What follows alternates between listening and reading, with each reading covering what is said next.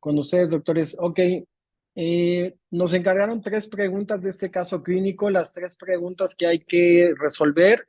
En este caso, pues ustedes, dado que son con los únicos que he podido interactuar de momento, este, alguno de ustedes tiene que ir anotando porque tiene que dar las conclusiones ahorita que regresemos. Tenemos 30 minutos, es 10 minutos por pregunta. La primera pregunta es, ¿cuál es el tratamiento de segunda y tercera línea estándar para enfermedad de injerto contra huésped aguda?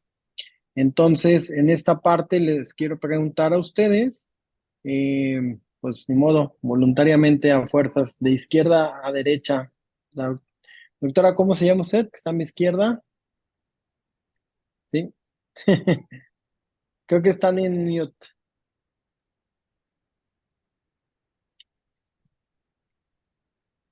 Sí, Sí. Ok, doctora, ¿cuál sería el tratamiento de segunda y bueno, tercera línea? de lo que estuvimos investigando, el ruxolitinib se utilizaba como tratamiento de segunda línea en el contexto de pacientes que eran refractarios a esteroides sistémicos, que es el tratamiento que se utilizaría en primera línea. Mencionaba Ok. otros tratamientos de segunda línea como el ibrutinib y también el cofenolato de nifedipino y el Pernerset. Sin embargo, este último se relacionaba con el mayor riesgo de infecciones y recaídas. Ok, perfecto. ¿Alguien de sus compañeros tiene alguna otra opinión diferente?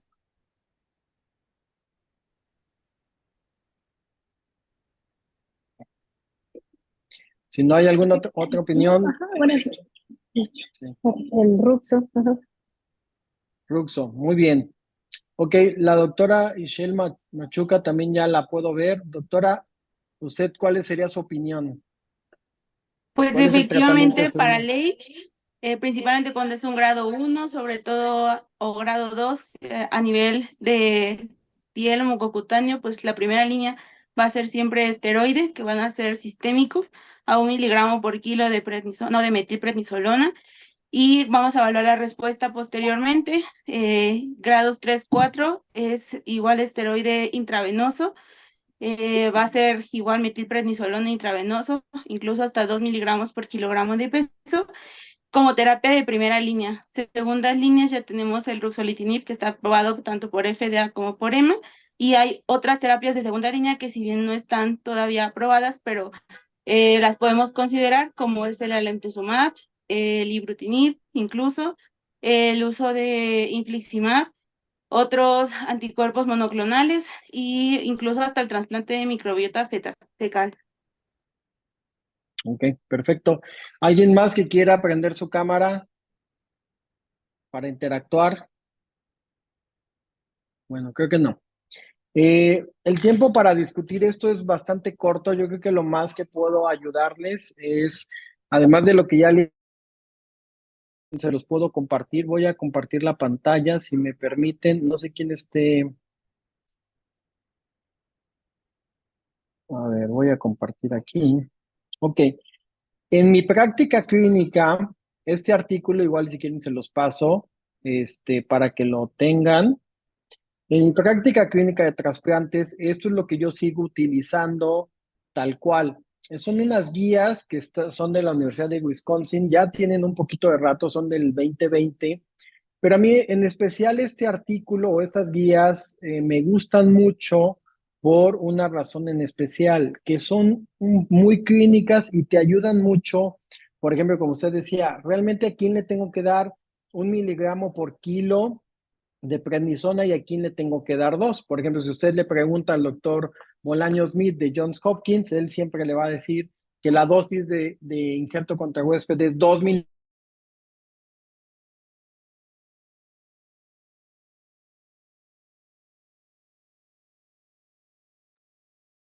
Disculpe, se dejó de escuchar, doctor.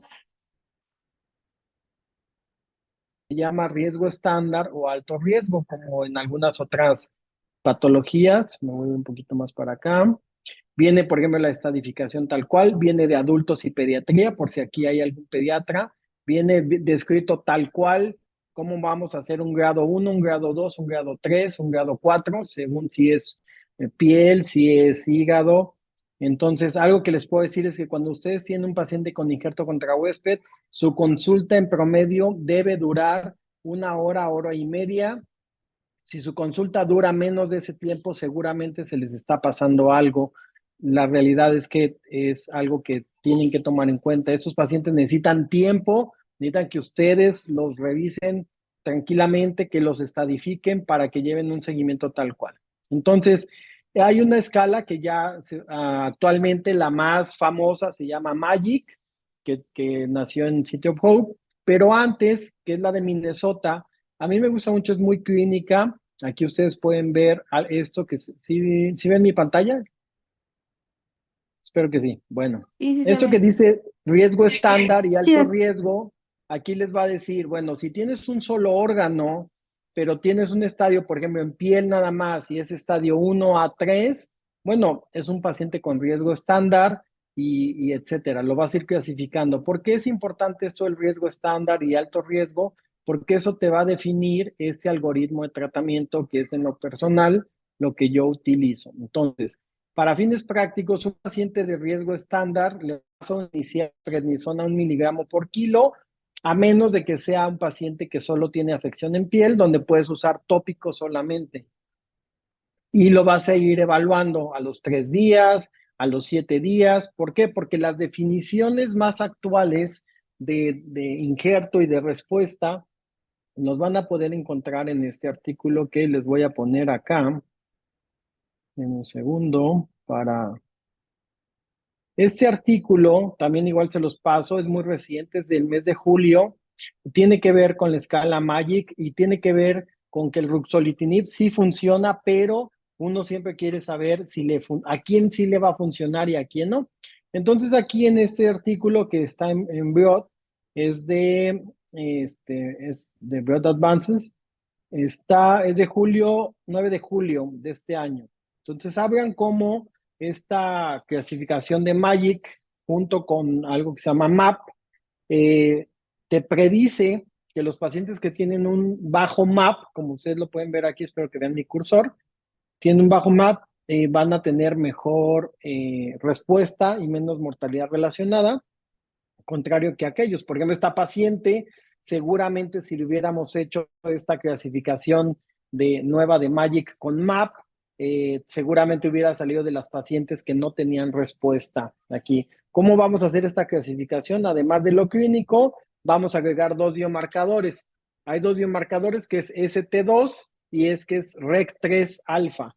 Esos 2 biomarcadores son los que actualmente se están utilizando para predecir quién va a responder a ruxolitinib o no. Entonces, yo creo que les podría recomendar esto es muy de trasplante, esto es muy de ya cuando te dedicas a hacer trasplante, a lo mejor ustedes en hemato general no es necesario que se metan tanto en esta parte, pero sí a alguien si le gusta el injerto contra huésped o si o quiere ser trasplantólogo, pues vale la pena que vaya viendo esta parte. Entonces, para responder la primera pregunta, vamos a regresar a nuestro algoritmo. ¿Cuál sería el tratamiento de segunda línea para este paciente? Definitivamente ruxolitinib. Ese sería el tratamiento de segunda línea. Y en tercer línea, como ustedes decían, ahí ya se abre la posibilidad. Y esto ¿quién va a dar la minuta final del equipo inicial? ¿Quién va a ser el encargado? Que tiene que ser una persona. ¿Me pueden decir el nombre?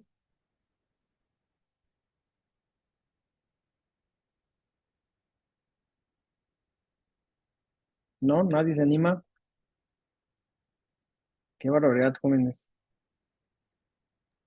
Yo puedo darla, doctor. Perfecto, gracias. Es Ana Suárez, ¿verdad? Sí, Ana, solo que entonces mira, tengo tantito detalle con mi cámara. ok, perfecto. Bueno, jóvenes, entonces, como conclusión, tratamiento de segunda línea, definitivamente ruxolitinib. Como tercera línea, ahí ya es muy heterogéneo y dependerá de lo que se tenga acceso. ¿Qué hay aprobado en México? Ibrutinib está aprobado en México para injerto contra huésped, tiene aprobación en México y obviamente en FDA, y ahí ya puedes escoger un montonal de inmunosupresores y casi como decían nuestros profesores, cuando hay muchas opciones de tratamiento es porque ninguna funciona bien. ¿De acuerdo? Entonces, en la tercera línea, ahí sí ya se convierte, dependiendo de las opciones que se tengan a la mano, y buscar inmunosupresión, y pues no queda de otra. Entonces, creo que eso es lo que podemos concluir. Hasta aquí, ¿alguien tiene alguna duda, alguna pregunta?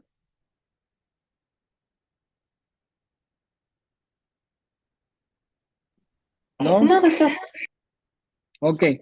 La segunda pregunta dice, ¿cuáles son las complicaciones más frecuentes en personas con enfermedad de injerto contra huésped? Aquí no, como estamos hablando de agudo, pues obviamente estamos hablando de complicaciones de enfermedad de injerto contra huésped agudo. ¿Cuáles serían las complicaciones más frecuentes? No dice las más graves ni las más frecuentes. ¿Alguien que quiera levantar la mano? Christopher levantó la mano. Christopher, adelante. Hola, buenas noches. Bueno, de las complicaciones más frecuentes de la enfermedad de injerto contra huésped agudo es tener, pues, obviamente, una enfermedad de injerto contra huésped crónico. Usualmente, pues, la incidencia es dentro de los 3 años posteriores al trasplante hasta el 46%, y esto va a depender claramente del grado de H agudo que tuvieron. Y claramente el estado de la respuesta a los corticosteroides también se asocia al desarrollo de la H crónica. También hay otras complicaciones, sobre todo infecciosas, sobre todo infecciones virales como citomegalovirus, virus de Epstein-Barr, varicela zoster, influenza, también por hongos, sobre todo aspergilosis invasivas, e infecciones bacterianas como neumonía por estreptococos, hemófilos influenza. Y pues bueno, también obviamente las complicaciones también relacionadas con la inmunosupresión, ¿no? Así como la intolerancia a la glucosa, hipertensión, insuficiencia suprarrenal, sobre todo por los esteroides. Ok. Muy bien, doctor, lo que les puedo comentar es que tienen que dividir ustedes, siempre recuerden de ser unas personas muy humanas tal cual, y donde sí sean médicos y sean muy científicos, pero siempre tienen que ver al paciente en su forma científica y en su forma humana. En la parte científica me queda claro que las complicaciones están descritas desde que son secundarias a la inmunosupresión, al uso de esteroides y demás, pero la parte humana es muy complicado. Por ejemplo, un paciente que tiene un rash cutáneo en cara, pues obviamente va a tener implicaciones socioeconómicas muy complicadas. Desde, por ejemplo, el paciente que trabaja va a tener cierto rechazo, puede haber depresión, puede haber muchas complicaciones psiquiátricas y sociales que van ligadas al injerto contra huésped. Entonces, creo que nunca, digo, aunque esto no sale mucho en los artículos y no lo ven, siempre véanlo, porque para un paciente que tiene injerto contra huésped, esto puede significar muchas cosas, y a veces uno puede estar preocupado por la hiperglucemia y el paciente en realidad está preocupado porque nadie en su trabajo le saluda porque tiene un rash y piensan que es contagioso o algo por el estilo. Entonces, esa parte tienen que considerarla. Entonces, definitivamente, como para Ana, que está haciendo el resumen, las complicaciones relacionadas al tratamiento, que son inmunosupresión y por lo tanto infecciones, serían, yo creo que, de las más frecuentes, y también pues el desarrollo de injerto crónico con afección a otros niveles. Perfecto. La tercera pregunta es,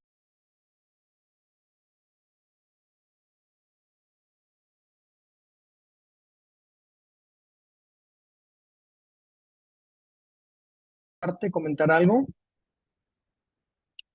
Terapia de soporte.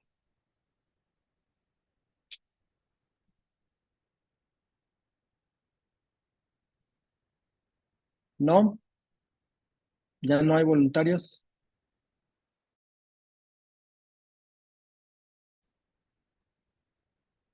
¿Alguien que quiera levantar la mano? Bueno, de la terapia de soporte, pues incluye las medidas generales, que son pues el aislamiento, la higiene, incluye también pues el soporte nutricional del paciente, y pues la profilaxis también pues antimicrobiana, antifúngica, antiviral, porque pues son pacientes que tenemos un tratamiento pues inmunosupresor. Ok, muy Yo bien. quisiera agregar algo, Sí, sí, doctor. sí. Por ejemplo, igual encontré que en pacientes que tienen H, sobre todo a nivel gastrointestinal, se les puede incluso añadir esteroide oral que no es absorbible, como es el uso de budesonide de hasta 9 miligramos al día, o incluso algunos artículos te manejan beclometasona también. Entonces es otra de las terapias que podemos ocupar. En el caso del H gastrointestinal, también como soporte de alguna u otra manera.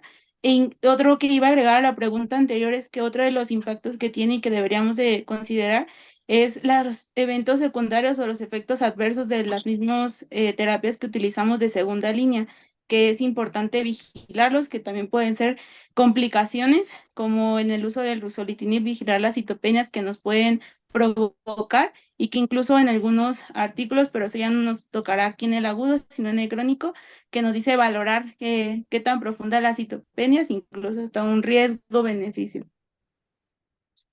Sí, en general en la práctica el Ruxo es bastante amigable, doctora. La verdad es que yo soy totalmente advocacy del ruxolitinib.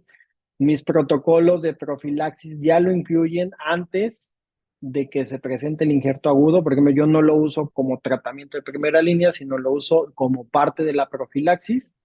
Pero eso ya es otro tema, el tema es de profilaxis. A lo que yo voy es un fármaco bastante amigable, donde rara vez ves unas complicaciones. ¿Cuándo las empiezas a ver? Cuando tienes mayor uso de dosis. Entre más dosis das de ruxolitinib, más complicado te empiezas a ver este tipo de situaciones. Pero nada que un buen hematólogo que haya hecho su residencia en un hospital de guerra como los de nosotros no pueda superar y manejar. Tener cero neutrófilos a nadie de nosotros nos ha quitado el sueño, entonces la verdad es que ahora sí que ninguno de ustedes le tiene temor a ese tipo de cosas, entonces eso déjenselo para los reumatólogos que traen 1400 neutros y sienten que ya se van a infectar de todo, ¿verdad? Ustedes están hechos con una mentalidad muy diferente porque son hematólogos, entonces no se preocupen por los eventos adversos, la realidad es que son bastante manejables. En la pantalla les estoy proyectando, por ejemplo, parte de lo que me gusta mucho esta guía es porque, así como les dije, riesgo estándar, alto riesgo, viene tal cual cómo iniciarlo y si no responde, qué más puedes agregar y si no responde, qué más. En el caso de tracto intestinal, lo divide en tracto intestinal bajo, tracto intestinal alto. ¿Por qué? Porque como usted lo decía, podemos intentar usar esteroide tópico y en algunos casos, cuando es necesario, se puede también usar el trasplante de heces fecales, que, bueno, hay diferentes formas de hacerlo. Ya hay en cápsulas liofilizadas, etcétera, etcétera. Ya unos ya no les dicen trasplante de heces, sino ya le dicen intercambio de microbiota. Pero bueno, entonces, este artículo por eso es que es bastante como amigable porque te va guiando y cuando ya estamos hablando de un injerto más fuerte, te va guiando qué más puedes agregar. Entonces, para fines de la minuta, yo creo que en el tratamiento de soporte, creo que definitivamente tiene que ser la parte nutricional, la parte de dolor, si es que hay algún manejo, la parte cuando hay injerto intestinal alto, por ejemplo, la mucositis que da el injerto, pues cualquier situación que ayude, desde usar hielo frappé, la solución Filadelfia que se usa tantas veces y que a veces es más placebo que otra cosa, la hidratación, evitar el picante, porque muchos de los pacientes pues ya no toleran el picante, y obviamente a nivel de tracto intestinal, pues cosas de soporte desde, por ejemplo, para los pacientes, mis pacientes de hemato y de trasplantes, yo ya no pido que siempre utilicen papel higiénico húmedo, en lugar de papel higiénico normal, porque las microabrasiones y todo lo que provocas con el papel higiénico normal hace más abscesos o más detalles que se tiene a nivel de la área perianal. Y el papel higiénico húmedo, pues la verdad es que le resuelve mucho ese tipo de detalles y son detallitos que uno va agregando. Entonces, creo que para fines de la sesión, igual después vemos la forma en que les hago llegar este artículo y el otro. De todas formas están de acceso libre, creo que con que lo busquen, creo que lo van a encontrar fácilmente. Obviamente, Magic sigue al día de hoy es la estandarización, pero yo en lo personal, a mí me gusta mucho esta clasificación porque me va diciendo pues, muy clínica, muy de la mano para tenerla ahí en tu consultorio. Y algo que está padre es que también viene la parte pediátrica, por si alguien tiene o es de pediatría. Creo que aquí tenemos en el chat una... entendido. Ah, ok, ya lo compartió ahí Christopher. Perfecto, muy bien. Igual Este, importante, perdón, ujú. comentar que dentro del manejo de las medidas de soporte, pues obviamente estos pacientes van a cursar con múltiples complicaciones asociadas a esto, y yo creo que el manejo multidisciplinario también con otras especialidades, porque como bien pues es un manejo bastante individualizado, ¿no? De las complicaciones que cada paciente va a presentar, sobre todo pues durante la presentación del H agudo. Y pues tanto el agudo como el crónico, yo creo que es muy importante pues un seguimiento, ¿no? Multidisciplinario con otras especialidades, justamente para llevar el acompañamiento del paciente, ¿no? En todos los enfoques, tanto psicológico como también físico, ¿no? Sí, totalmente. Aquí yo siempre lo que les digo, bueno, a los alumnos es, si ustedes quieren hacer algo bien, necesitan tiempo para estudiar el caso, necesitan tiempo para leer del caso y necesitan tiempo para platicar con el paciente, para revisarlo, para hacerle sus escalas.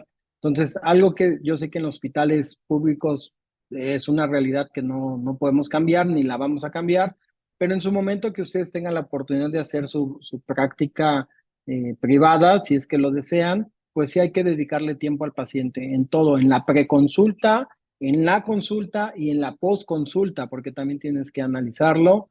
Es muy importante anotar todo para que seas objetivo, en qué tanto ha mejorado, qué tanto ha empeorado, y definitivamente la parte multidisciplinaria, por ejemplo, algo en lo personal, yo trabajo muy de la mano con los rehabilitadores y con medicina del deporte, porque a todos los pacientes desde hemato hasta los de trasplante, los pongo a hacer ejercicio desde el día 1, aunque estén internados. Si están internados, va el rehabilitador y les da de 1 a 2 sesiones por día, y eso nos ayuda a que cuando se van de alta, el paciente pues obviamente va en mejores condiciones a que si está totalmente postrado en cama.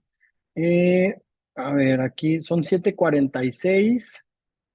Solo dale un minuto para ver a qué hora tenemos que regresar a la sesión. ¿Alguien sabe a qué hora tenemos que regresar a la sesión plenaria?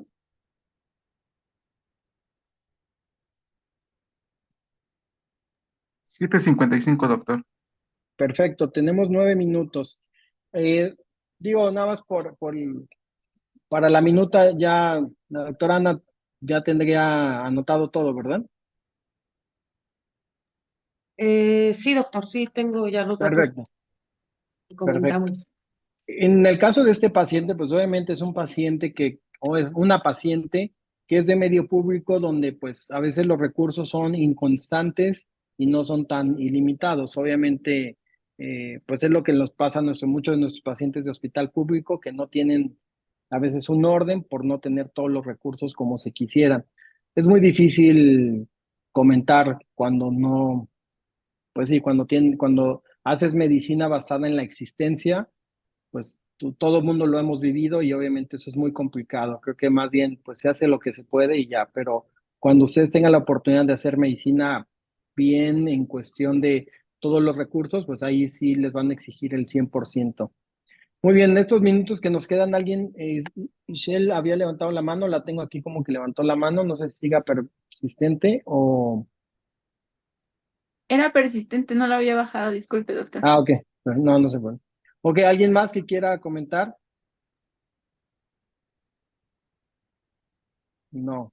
Solo digo ahora sí que por saber de qué hospitales están conectados, me llama la atención que solamente 3 personas prendieron su cámara. Qué raro. Ok, pues de perdido díganme de qué hospitales son. De la UMAE 14, doctor, lo que pasa es que tenemos una sola cámara activada, pero estamos aquí todos los residentes. Perfecto. UMAE 14, muy bien, ¿de dónde más? De Centro Médico Nacional Siglo XXI. Ok, perfecto. De igual forma, de Centro Médico Nacional Siglo XXI. Excelente. Muy bien. ¿Quién más está por ahí? ¿De qué otro hospital?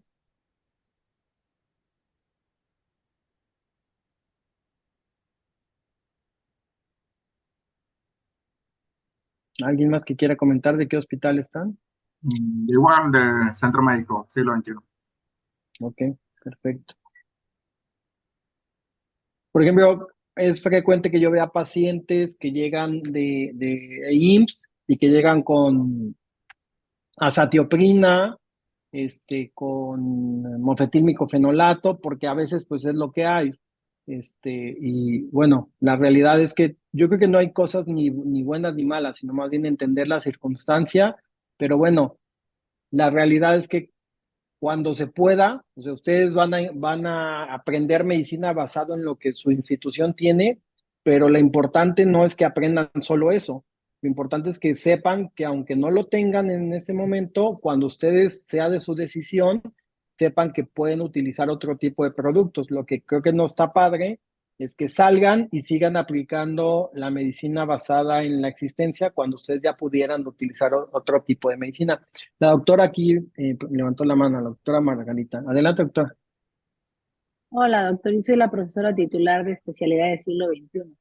Nada más Perfecto. a comentar justo lo que estaba diciendo usted. El ruxolitinib tiene apenas unos años que empezó a poderse usar en el IMSS. Ya ahorita es rutina, igual que ya tenemos ibrutinib, ya tenemos otras medidas. Antiguamente teníamos los de el alemtuzumab nunca hemos tenido ay, se me fue. Eh, ¿Cómo se llama? El anti... Infliximab, Ahorita, doctora. ahorita. Sí, pero el otro también. Antes del Tocilizumab. infliximab usábamos el otro que tiene el mismo blanco que el infliximab, se me borró ahorita el nombre, que era el primero que usábamos, después el infliximab, ambos tenían alto riesgo de hacer aspergilosis y eso era lo que nos detenía de alguna manera. Ya después entró voriconazol y pues un poquito más de libertad se empezaron a usar.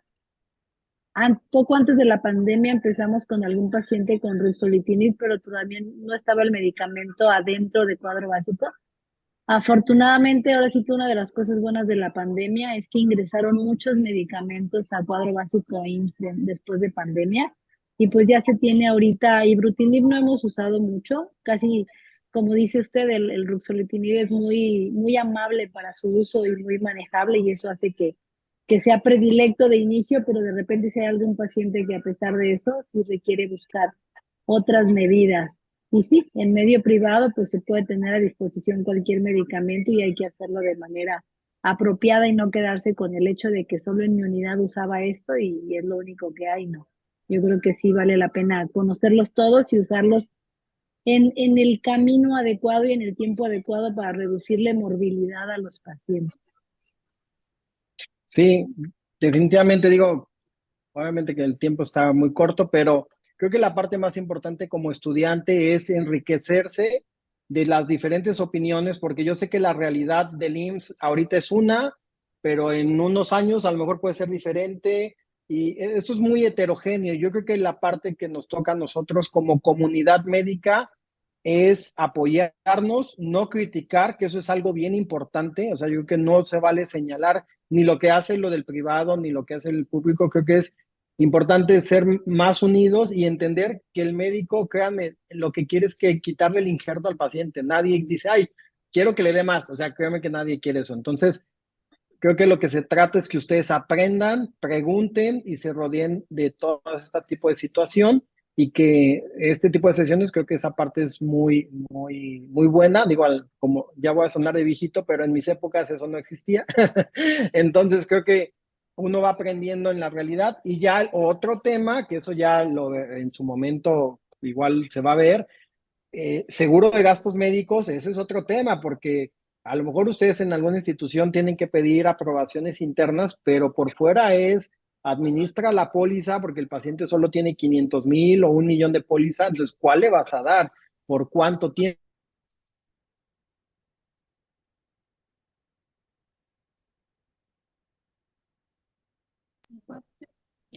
¿Ya no se está escuchando? Creo que ya hay que regresar a la plenaria, ¿no?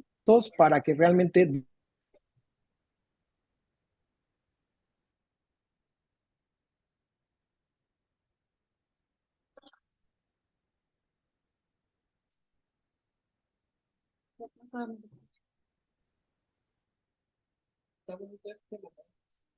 Sí, lo subió. perdón, creo que no sé si fui yo, pero me perdí. Creo que ya por tiempo nos tenemos que ir. No sé si alguien más quiera comentar algo, el último comentario.